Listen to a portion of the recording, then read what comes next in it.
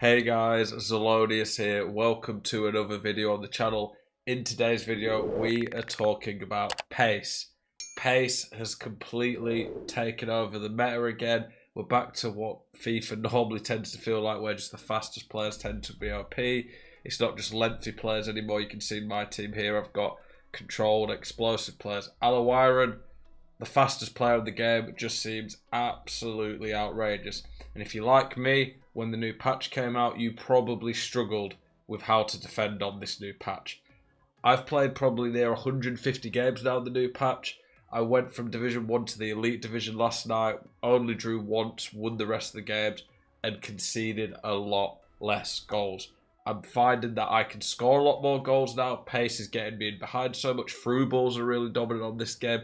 So in this video, I'm going to teach you how to defend better, how to deal with the pace better, and basically how to counter the current meta, which is very much about through balls and pace. And I'm going to give you a variety of ways of doing it. We're going to talk about players, tactics, and then I'm going to show you some in-game examples of how you should actually defend in in-game situations.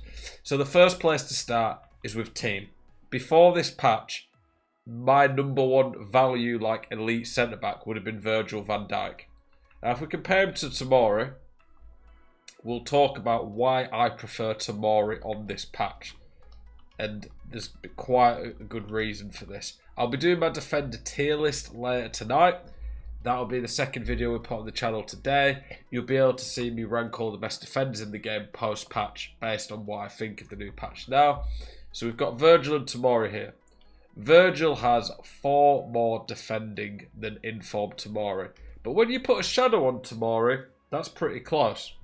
Virgil has 7 more strength. Quite a useful stat. Aggression I don't even think does much on the game. I think strength's definitely more noticeable. But Tomori and Virgil have the same. Stamina's based the same. And then Virgil's got 3 more jumping and has a lot more height. So Virgil's height and body type in game are very good when it comes to bullying centre-backs. Crossing and heading isn't that big a deal on this game, but one thing I will say is that on corners, having someone like Virgil is really good, so you do miss that out in terms of the advantage Virgil has over Tomori. Now, the sprint speed is the same. On the previous patch, lengthy was the only thing that seemed to really matter, and sprint speed. Acceleration didn't really seem to matter because no one could actually accelerate. It just felt like the lengthy players with high sprint speed were the really good ones. And Tomori, to get lengthy, had to have an anchor, so he'd have 95 sprint. So Virgil would be even quicker because Virgil could just go for a straight up shadow. Now that control's fine, Tomori can go shadow to get 99 sprint speed like Virgil, but acceleration matters so much more. So on this patch, centre-backs with high acceleration really matter a lot more, because if you can't quickly get into position to cover a through ball, you are screwed basically. So many of the times when I'm scoring because the centre-backs are quick, but not quick off the mark. I get ahead, and once you're ahead on this game, people can't catch you, and even if they do, players just seem to just hold players off, especially the better attackers. So if you don't have high acceleration on this patch, you're going to struggle. Is that to say Virgil's useless? No, Virgil is still a top centre-back. And there's 2 ways I'm going to show you in my tactics how to play. And we'll get to that. But another key stat, agility and balance. Agility and balance really do seem noticeable when it comes to defenders and dealing with through balls. That's because agility and balance affects how quickly a player can turn. So when they turn, if they have agility and balance like Virgil, they're going to turn a lot slower. So not only do they take longer to get going with the acceleration, it takes even longer because they've got worse agility and balance. The best example of this is my man here, Cordoba. Now, Cordoba is small, and I do like big centre-backs on this game when it comes to like the body type for tackling and blocking, but Cordoba still feels great for that. He's got elite defending, really high physical, but Cordoba's acceleration combined with that agility and balance is crazy. Tomori has higher sprint speed, and Tomori technically has 1 more pace, but Cordoba in game feels faster to me. Cordoba's got much higher acceleration, much higher agility and balance, turns so quick. Cordoba is the one centre-back that seems to consistently deal with through balls when you get him in the right position. Before I switched to Cordoba and Tomori on the new patch, I had Virgil, and I was conceding goals where I'd read it, switch to cover it, and I just couldn't get there in time. So switching to centre-backs with higher acceleration, agility and balance will make a big difference if you're really struggling with through balls. Let's put the team in place so I can show you the actual tactic. So for my tactic, there's two options. There's two ways I really feel you can play on this patch. You can either play like this with low depth and sit deeper. You could even go drop back if you want. I don't advise it. I think drop back's just a little bit too negative on this game. But one way of countering pace on this game is to lower your depth a lot and sit a lot deeper and play a lot more passive on the counter attack. That does work. That is a genuine viable option on this game. I prefer the second option though. I've tried both, and I'm finding that this is allowing me to dominate games more. The press is, this one's much more risky. The press is riskier than ever in some ways on this patch because people have so much more pace and they're using players who are better on the ball so they can get out of the press. But vice versa goes, if you win the ball high up the pitch in a dangerous position, all it takes now is one through ball and your players with 99 pace are going to get in and not going to be able to get caught. So the press becomes more OP when it comes to actually getting in on goal itself. Whereas before, a lot of players you could through ball, they wouldn't even get in. The other thing about this as well is you can win the ball back so quick, pressing high up the pitch, that quite often you don't even end up having to defend the through balls because they don't have time to get the through ball off. This is what's been working for me. It's high risk, high reward. And this one relies a lot more on the quick centre-backs. You cannot play this high press and high line if you have slow centre-backs. Virgil's not in the category of slow centre-backs at all. I'd probably talk to 75 pace and lower, but the lower depth, drop back or balanced tactic works a lot better with the big, slower centre-backs who have that big body type, can't turn as quick. If you want to play this really high press, like I say, high risk, high reward, then the quicker centre-backs like Tomori and Cordoba are top tier. So there's kind of those two ways to play. I don't really think the middle ground works. For me, though, this is what I've been doing really well with. Like I say, I won like 9 or 10 games out of 11 and drew the other in Division 1 on my way back to the Elite Division. Didn't concede many goals. It's impressive. It allows you to win the ball high up the pitch, play through balls into players. It's really dominant, and it will make a big difference in terms of being able to dominate your opponent. But if you don't think you're confident with that, don't want to play a risky style, don't feel good enough at switching to put the pressure on, then this one is definitely more viable. In terms, especially as well if you don't have top tier quick centre backs. Let's get into some gameplay clips. So I'll actually break down some gameplay and show you how I'm defending the through balls and just defending in general to deal with the pacey meta that we're facing now.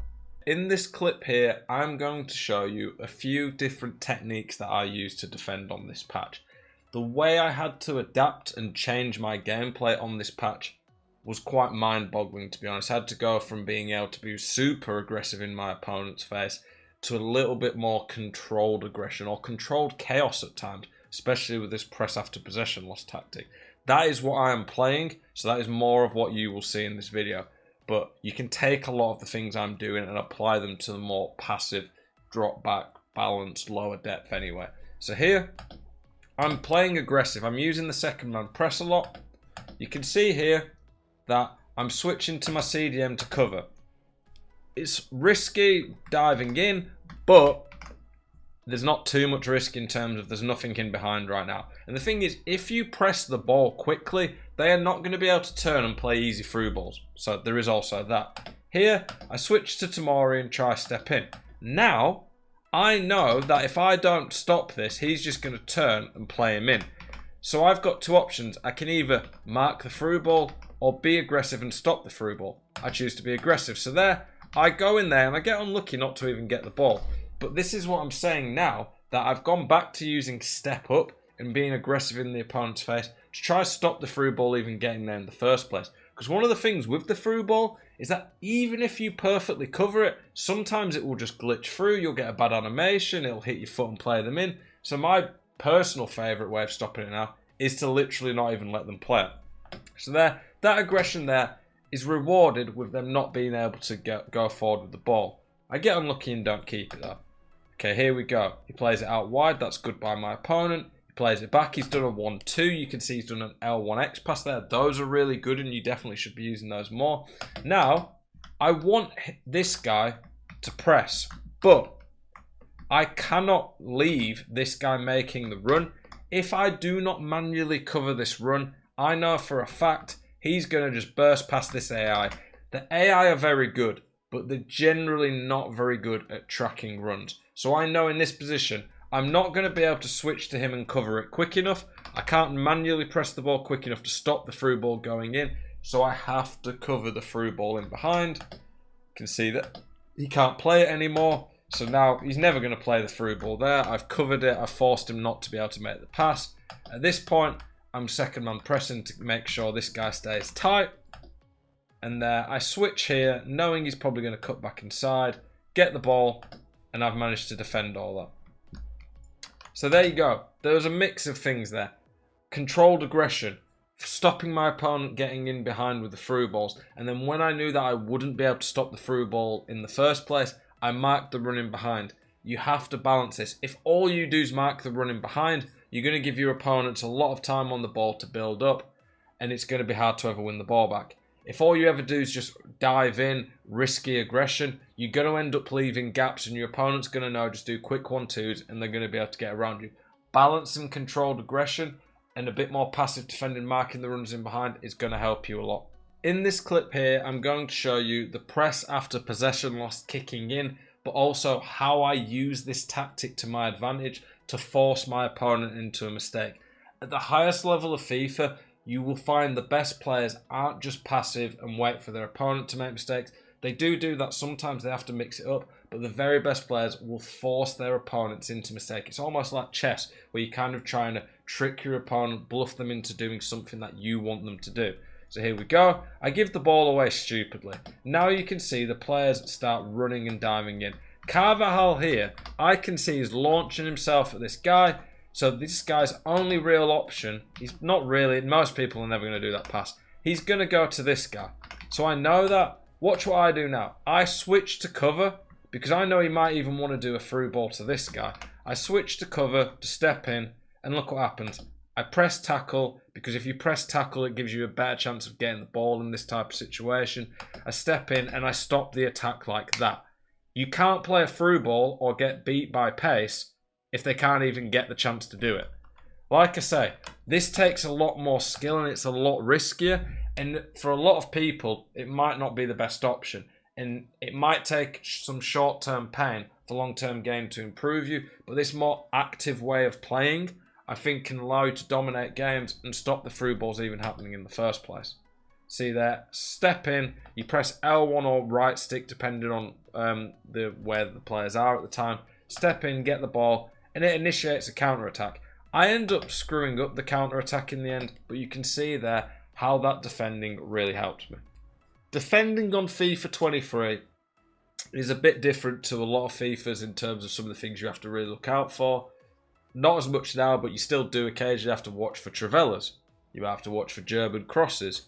You definitely have to watch for through balls. But one of the fundamentals that's in every single FIFA is there's always reacting to what's going on the screen. You always have to be quick to react and change based on certain in-game situations. So if I see someone passes it to a player who I've got a defender near, if I think I can switch, step in and get the ball, I will. But if I don't think the aggression's worth the risk, I'm not going to do it. Because the last thing you want to do is dive in and leave your defence wide open. So watch here. I know I've not got enough pressure on the ball here. And the only man in this position, really, who can get the ball is Capdevila. I could switch. But the problem is there. If I don't get the ball, he's got a through ball there. I think it's Leao. I think it is Leao. And he's just going to get in, and I'm not going to be able to cover that. So here, I see this guy making a run. It's Chiesa who has near enough 99 pace with a chem style. I have to follow this run. He's never getting in there. The best chance he had of keeping the ball and getting behind it all would have been a through ball down there, which is more than fine. I've covered it there. I know that there's no danger now. But again, Griezmann's now making a run. So what do? I cover it. I know that that pass is never getting through there because Tomori can either step in or I'm going to step in here. So I've covered it. I've almost bluffed him into thinking he can play a pass when he can't. I step in and get the ball there. Cordoba's brilliant at this. But there, he can't get the ball there. I end up keeping it. And I force my opponent into a mistake that he shouldn't have really made. I maybe wouldn't say force in the sense of he didn't have to do that, but I've kind of bluffed him and I've covered the runners in behind. So that is kind of aggressive defending whilst being more passive at the same time, if that makes sense. Covering those runs in behind, not letting your opponent get easy chances is going to make a huge difference for you on this patch. I'm going to show you something OP in this clip that you've not played FIFA 23 if you've not noticed this before. But we'll start off here. You can see there, my right back here was going to get beat by Harry Kewell. You can see on the radar, he's the one in the black, I'm white.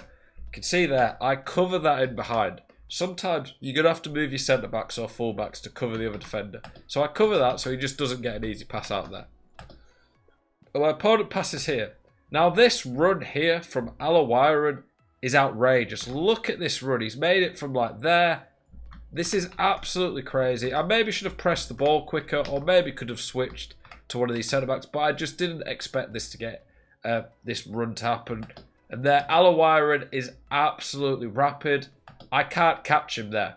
But look what I do. I rush my keeper out. So we're going to watch that back. If your opponent's going to get in on goal and you know there is nothing you can do to stop them or catch them, press triangle and rush your keeper out. It is absolutely OP. Keepers in one-on-one situations on this game are so tough to beat. You can't ball roll anymore. Even if you time a lob shot right, a lot of the time the keeper saves them. It's very hard when you get one-on-one if a keeper's been rushed out to score. So if you know your opponent's going to beat you, I know there, I'm probably just not catching Alawiran. The best thing I can do is to get close. You can see here, I do get pretty close and try and make it harder for him. But there, because I know around here I'm not catching him, I hold triangle, rush my keeper out. He has to keep sprinting. If he stops sprinting to try and get a shot off, then I'll catch him. But because he has to keep sprinting, I know he'll take a big touch, my keeper can get it, and I get away with it.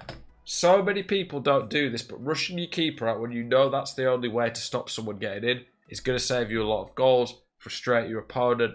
It's OP and a big way of dealing with pace on this game. This clip here, we're going to show one of the most simple, purest forms of defending that so many people don't do. I'll explain it. Say my opponent's counter-attacking. I'm trying to be aggressive. You can see I've right stick switched to my Cordoba. I'm trying to be aggressive and step in because I think he's going to pass to his feet. So I want to step in and get the ball. You can see there, he's not done that. He's pressed L1. Keane's got his arm out. Soon as we see a player running forwards towards goal with his arm out, that means that he has been sent on a run. That's L1. I know at this point now Cordoba's screwed. He ain't catching him. So I right stick to Tomori, my other centre back is a bit deeper, and cover it. So here I can get across. If I was using a slower centre back with a lot less acceleration, there is a decent chance genuinely that I might not have even been able to cover that. Someone like Van Dijk might have not been able to get onto that, or if it was someone quicker than Keane like Alawiran, the Saudi king, you might not have been able to get to it. So switching, reacting to what your opponent's doing is important, especially if you were going to play the more aggressive way. Hopefully this video has helped you out, guys. I appreciate your support a lot. I'm trying to always give you guys content that's going to help you get better at the game, teach you about the new metas, the best players on the game, tactics, gameplay tips, tutorials. Please smash that like button and subscribe if you haven't already. Catch you guys in the next one. Peace.